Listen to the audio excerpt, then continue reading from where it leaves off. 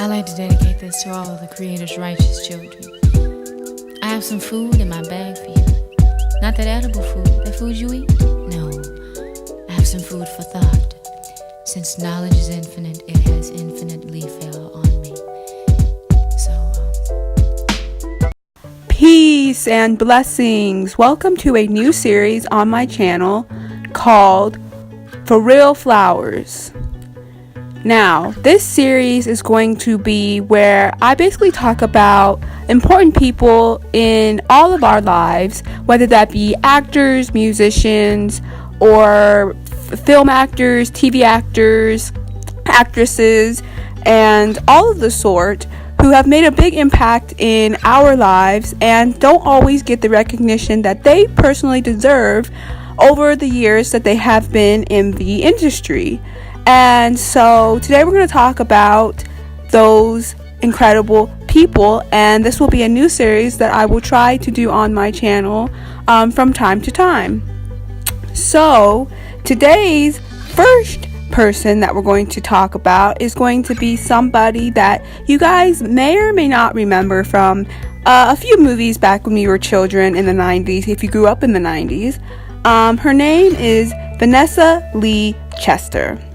And Vanessa Lee Chester was a film actress who basically starred in your faves, in my faves, in our faves. The first movie I'm going to talk about that she was in that really made an impact in my life is Harriet the Spy. Harriet the Spy was a movie that came out in the mid-90s, in 1996, when basically Nickelodeon was trying to branch out into a movie and film repertoire and trying to kind of compete with Disney. And so they came up with Harriet the Spy. And basically Harriet the Spy was a film adaptation of a book that was made back in the 1960s. And when I tell you that movie became one of my favorite movies of all time, it still is to this day, and I hold it very sacred in my heart as a 90s child. And my favorite character from that whole movie, besides, of course, Harriet herself and Old Golly, was, of course, Vanessa's character. And she was incredible in that movie. Like, honestly, so incredible. She played Janie Gibbs, and she was a science nerd. And it was really awesome to see a black female science nerd when you're a kid, and she really represented for those science nerdy chemistry lab lovers of science. And it was really awesome to see her in that role and to just see her playing best friend to Michelle Trachtenberg's Harriet. And it was so incredible, and I just loved her wittiness and her fearlessness and just her badassery, really. And she was just incredible in that movie. And, you know, even though it sucks that she had to turn against Harriet when Harriet basically called her a total nutcase, but I mean, things happen in friendships, and at the end of the day, if you're able to forgive and forget, that's the best part of any friendship. The second movie that I found her in when I was a kid is more of a somber role, something that really actually puts a tear in my eye, really, and it's called A Little Princess. Now, the movie A Little Princess actually came out before Harriet the Spy, came out in 95, and basically it was about this girl. Her name was Sarah, and she basically had to go to this boarding school with this evil mistress who basically was pretty evil and basically didn't care about the students, the girls that is all female boarding school. And the more money that your family had, the more well off that you would be. And poor Sarah's daddy sent her there because he was going to be in the war. Now, this was in 1914, so that means that he would have been in World War I. And he basically was in World War I, and basically it was believed that he had died, and basically things ensue that make it so that they believe that Sarah's father died, and so she ends up being one of the servants, and she befriends my favorite person in the movie, and I also actually feel really bad for her, but her best friend, Becky, played by Vanessa. And the reason why I say that is because I get a lot of slavery tea from her character, and a lot of maid tea from, and I know it was in 1914, so people were racist as hell back then. They still are, but they were racist as hell back then. So having Becky, who has no parents, no family, no nothing, living at this boarding school and basically working there and being a little servant, her and the cook and all these people, but more so her, she never got to have any of the things the other kids had got to have, and there were rumors about her and why they never hung out with her, and basically they tried to say it was because she had no family, she had no people around her, but in hindsight you could see that it was basically because she was black. Once Sarah became the maid because they decided that she didn't have a dad, all the girls decided, oh well, Sarah was such a great person, so we're gonna go hang out with her, which before that they would have never hung out with Becky until Sarah became one of the little maid slaves.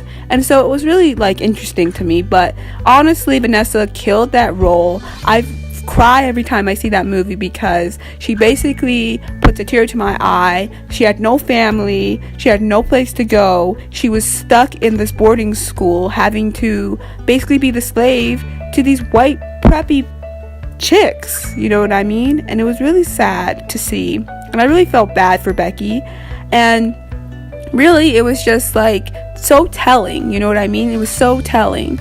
But I really, really appreciate her role in there and the way that she perseveres in the end, and how she finally finds herself a home with Sarah, and they wistfully go off to India, where Sarah's from, and basically they live out their lives in happiness and bliss once the father comes back.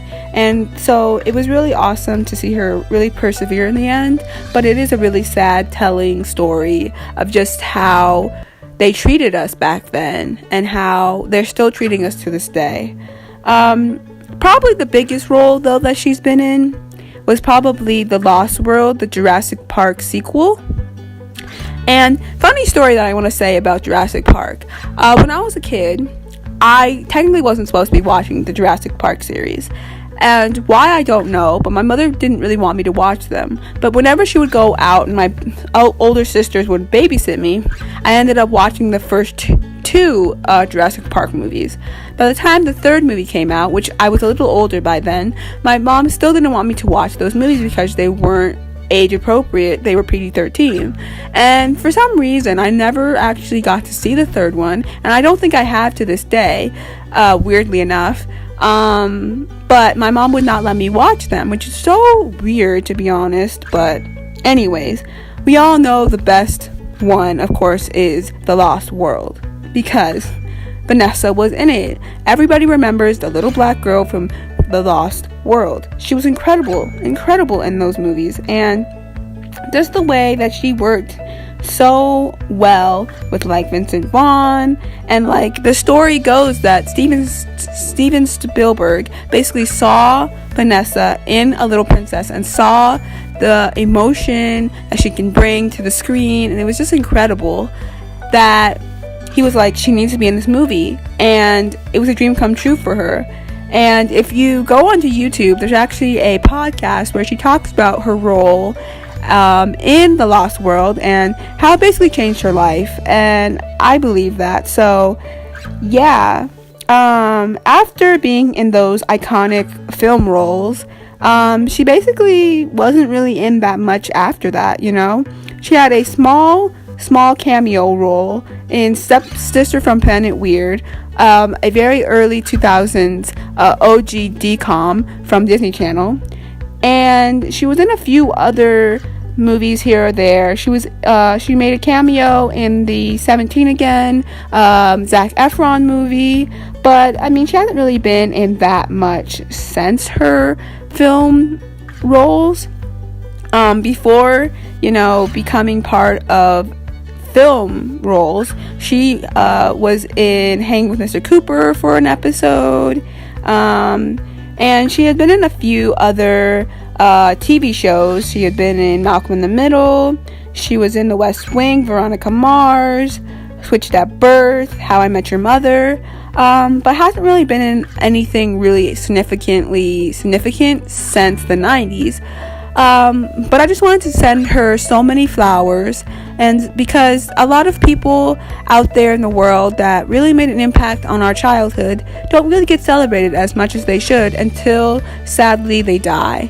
And I just wanted to send kudos and flowers to those who are still living and are still making impacts on the world today. So I just want to send Vanessa Lee Chester so many kudos and so many props for playing the unapologetic black girl in all of my favorite 90s movies, and just be happy that she's still here and still rocking. And if you want to go follow her, you can follow her on Instagram, you can follow her on Twitter, and just go give her flowers while she's still here, because she really made my childhood. And growing up in a predominantly white city or small suburb, I was that black kid. And so I understand being that black kid in all the movies. And so kudos to you, Vanessa Chester. Thank you for all the roles. Thank you for Becky. Thank you for Jamie. Just thank you for being you. So this has been the first episode of For Real Flowers. Until next time, peace and blessings.